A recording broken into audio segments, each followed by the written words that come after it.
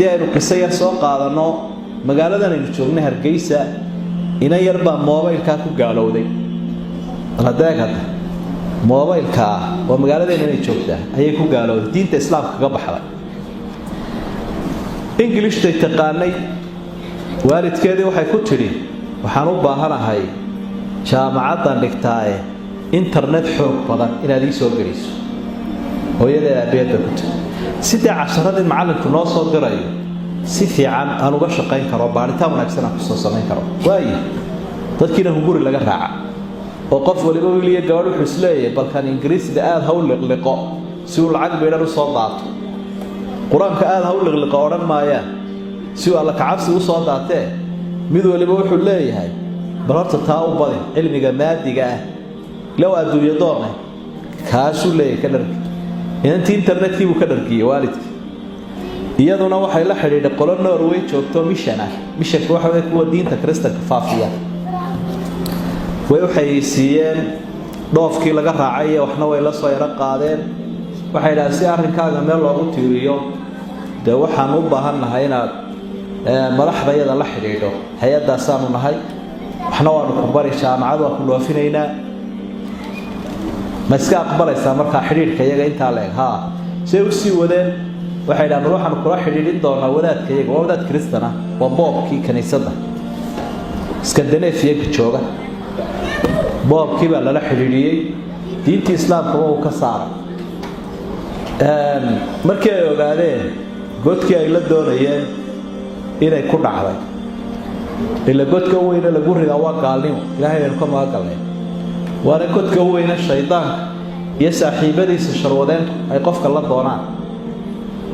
إلهي بأحر كمثل الشيطان إذ قال للإنسان كفر فلما كفر قال إني بريء منك إني أخاف الله رب العالمين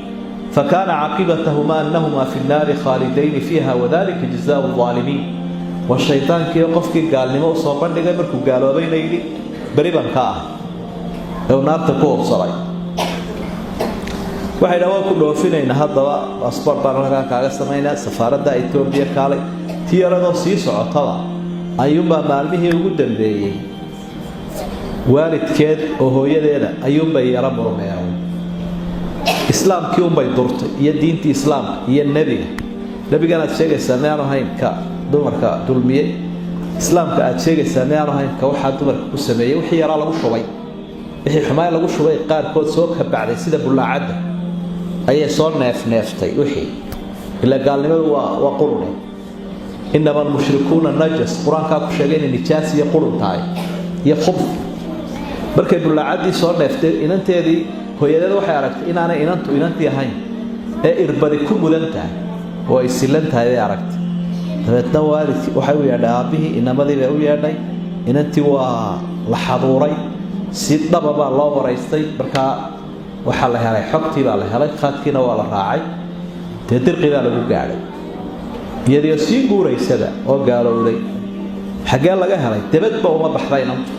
waalidku wuxuu lahaa inantii wanaagsan oo shucuuro